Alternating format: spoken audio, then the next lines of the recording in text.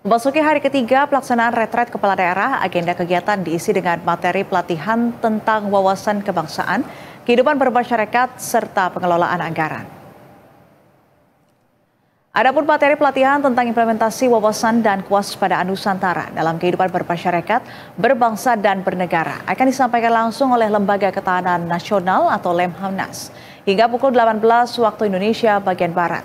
Para kepala daerah mengaku antusias mengikuti paparan dari Lemhanas lantaran memperkuat serta memperkokoh pandangan soal Indonesia. Kemudian pada malam hari nanti akan ada pemaparan mengenai pengelolaan anggaran bagi para kepala daerah yang akan langsung disampaikan oleh Menteri Keuangan Sri Mulyani. Retret sendiri adalah retret yang dijadwalkan akan digelar selama 1 pekan dari tanggal 21 hingga 28 Februari 2025 dengan beberapa agenda yang telah disiapkan oleh Kemendagri.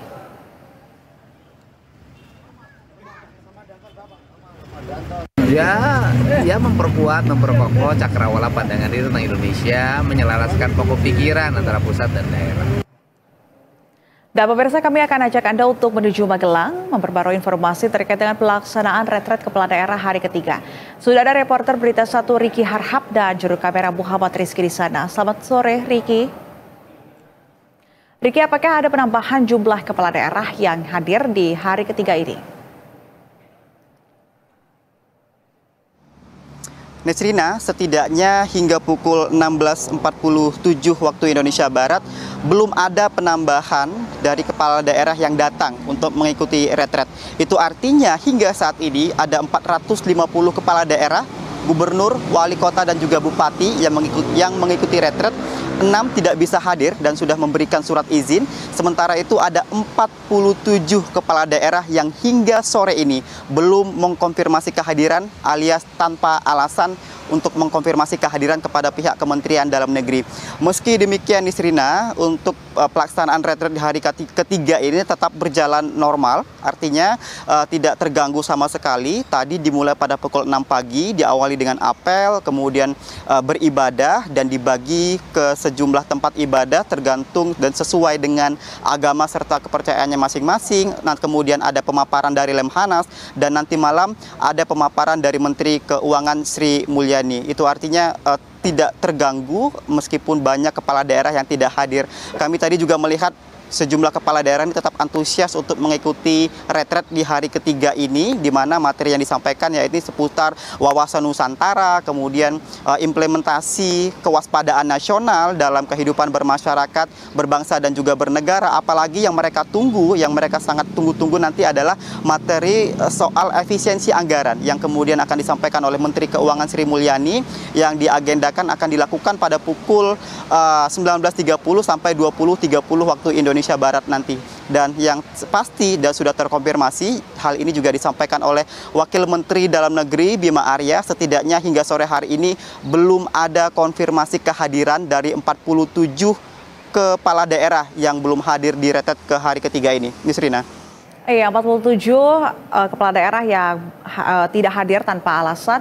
Ini tidak mengganggu jalannya retret yang tetap berjalan dengan normal dan juga lancar.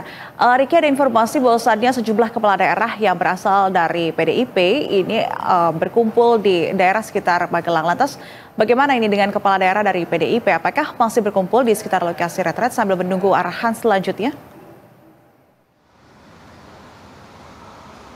Benar demikian, Nisrina. Setidaknya kalau kita melihat pertemuan yang kemarin dilakukan oleh 55 kepala daerah yang berasal dari PDIP, mereka sudah bersiap sebenarnya. Setidaknya demikian yang disampaikan oleh Wali Kota Jogja, Hasto Wardoyo, sekaligus kader dari PDIP, yang mengaku bahwa seluruh kader PDIP sudah berada di sekitar Akmil, sudah bersiap untuk mengikuti retret.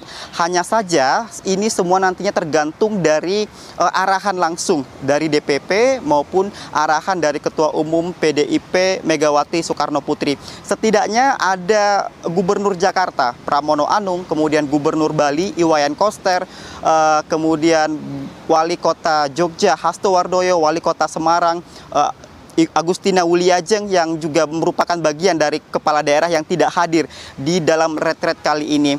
Upaya untuk berkomunikasi sudah dilakukan oleh mereka, diantaranya adalah dengan menunjuk Pramono Anung sebagai sosok yang menjembatani, sudah berkoordinasi kemudian dengan Kementerian Dalam Negeri, bahkan dari Kementerian Dalam Negeri juga sudah mengutus utusan untuk bertemu dengan sejumlah kader dari PDIP, kemudian Pramono juga sudah berkoordinasi dengan DPP. Jadi bolanya begitu dalam tanda petik ini berada di tangan DPP PDIP atau Megawati Soekarno Putri. Setidaknya mereka sudah siap untuk mengikuti retret, jadi tinggal menunggu aba-aba saja. Tapi setidaknya yang kami lihat hingga sore hari ini belum terlihat adanya tanda-tanda kedatangan dari kader PDIP tersebut. Namun masih kita tunggu bersama apakah datang sore hari ini ataukah besok, mengingat ini sudah memasuki retret di hari ketiga, sementara besok memasuki hari keempat.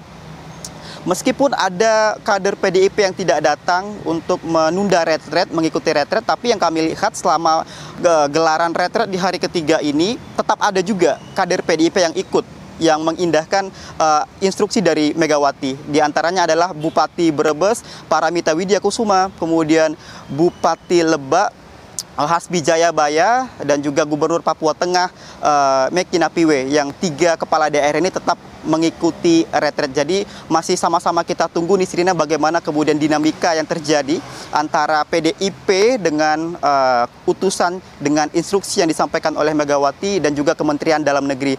Tetapi yang jelas Menteri Dalam Negeri Tito Karnavian menjelaskan bahwa retret ini merupakan kegiatan yang berlandasan hukum karena diamanatkan oleh undang-undang.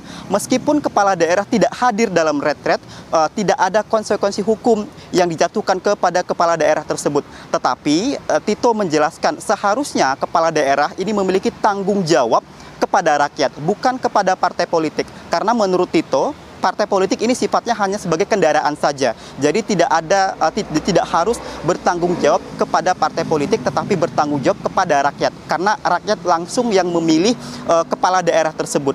Di sisi lain, menurut Tito Karnavian, Menteri Dalam Negeri, retret ini sangat dibutuhkan oleh kepala daerah karena nantinya perlu sinergitas antara pemerintah pusat dan juga pemerintah daerah agar program-program strategis yang juga sudah dicanangkan oleh Kabinet Merah Putih ini bisa selaras dan sinkron dengan kebijakan yang diambil di daerah masing-masing. Itulah yang menjadi salah satu alasan mengapa menurut Tito Karnavian retret ini penting diikuti oleh kepala daerah. Jadi masih sama-sama kita tunggu Nisrina dinamikanya seperti apa ke depan, karena memang ditargetkan ini kegiatan masih akan terus dilakukan sampai tanggal 28 besok.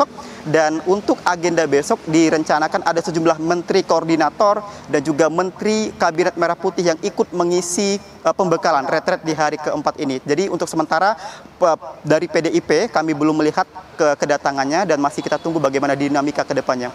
Kami kembalikan ke studio Nisrina. Baik, Riki Harahap melaporkan langsung dari Magelang, Jawa Tengah. Terima kasih atas laporan Anda. Selamat sore dan selamat kembali bertugas.